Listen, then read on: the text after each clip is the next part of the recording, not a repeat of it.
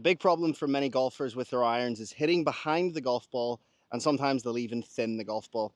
And today I'm going to go through a bunch of the reasons that we see why this happens, and I'm going to show you exactly how you can fix that as well. So if it's something you're doing, you can learn from this video and be able to adopt it into your swing and get rid of those ground first or thin shots next time you're out in the course. So if you're new here, please consider subscribing, and if you're a returning viewer, I appreciate your support. So let's get straight into it and fix your iron contact for good. So one of the main reasons that I see people hitting the ground first or thinning the golf ball when they are striking their irons through the middle of the fairway is because their downswing is just completely arm dominant. So the arms will fire down into the ball, and in order to not just hit the very top of the ball, what people will do is they'll let their body lean back so they can try and get like a clean strike on the golf ball where they're not really going to take much, divot after the ball. So what inevitably happens as they move back, they're going to strike the ground first, and if they do miss the ground, then the low point of the swing is here and the club will travel upwards and potentially thin or top the golf ball.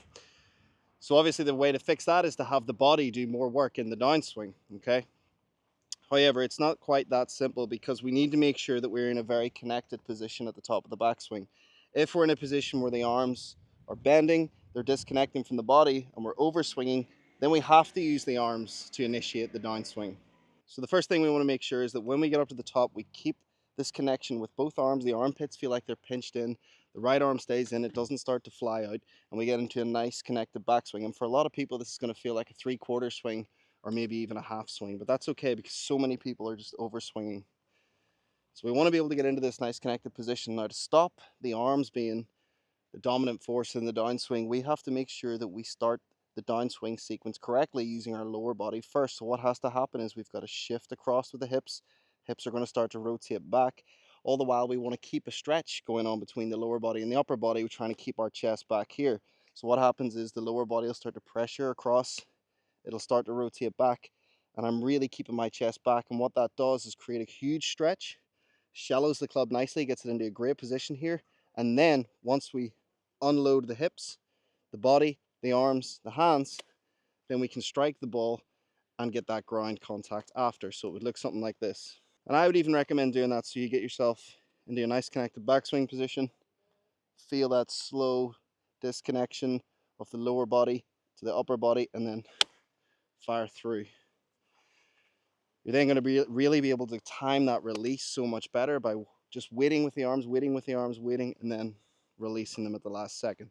So it's nice to practice that where you go up, stop, slowly disconnect or dissociate the lower body, keeping the upper body back, and then snap through. It'll really help you get the timing so much better in that downswing. Another reason we see a lot of people hitting behind the golf ball, and I see this quite a lot in my online lessons and in the online academy, people really sway their upper body away from the golf ball. So if their chest is right over the golf ball at setup, what they do is they use their body to get the club back, and the center line of the chest moves over here, sometimes even moves outside the right foot.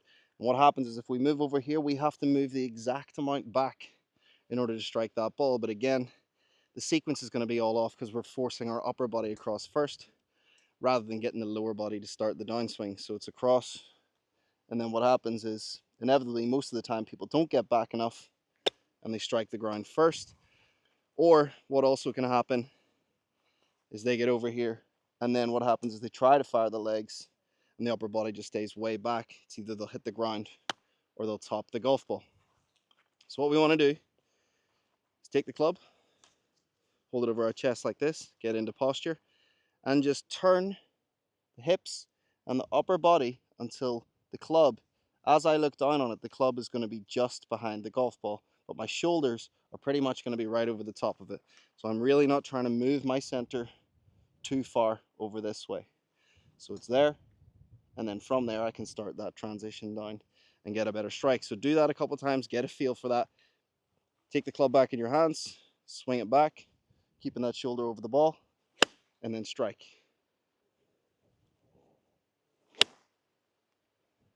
Okay, so another way, and this is very, very common that we'll see people hitting the ground first or thinning the golf ball, is they'll swing back, the right hip will slide like this, which means the upper body is going to tilt backwards like this into a reverse spine position.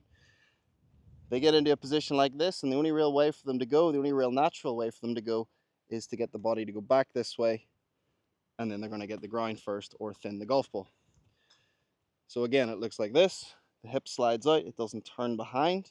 As you can see that if I slide, my upper body goes this way, but if I turn it behind, my upper body is where I want it, okay? Because they kind of work in opposite to each other. So slide gives me this, hip turn on the way back gives me that. It's beautiful, it's perfect. So what we want to feel, you can do a similar drill to the last issue we've seen with the swaying, is just try and get your club here on your belt buckle and turn backwards like that. Okay, feel that your hip is turning around. You're trying to get the club here to go round towards your back pocket, or this pocket as if somebody has grabbed this pocket and they're pulling it round behind you. That's nice hip turn. So we would go up into this position, the hips turned, the upper body, the shoulder stays right over that golf ball. We're nice and centered, and then we can strike and come through. Okay, so that's a bunch of reasons why people hit behind the golf ball. Some of the most common ones that I see in my online lessons and in the golf academy that I have. So let me just give you one drill that's going to help you really iron out any of those issues. It'll work for all of them. And this drill is our 9-3 half swing drill. So what we're going to do is very slowly take it back, on plane in the takeaway, setting the club and getting it here, just this halfway position. You can see the left arm is very straight, the shoulder's right over the golf ball, and I've turned this hip. It's really quite easy to do when it's halfway back. And from there then, what we want to feel is that we're moving the weight across into the front foot. And as we swing through, we're trying to finish really extended like this, the club pointing straight down towards the target, and both arms extended out like this. That's really going to help us get that ball, then ground contact. So it's the 9-3 half swing drill, looks like this. So go back and through, and make sure when you are brushing the grass that it's just after the golf ball. It's really going to help you get the correct attack angle and get the correct strike we're after for the irons. So it's here and through. One more, here and through. And once you've done that for 3 or 4 practice swings, give it a go.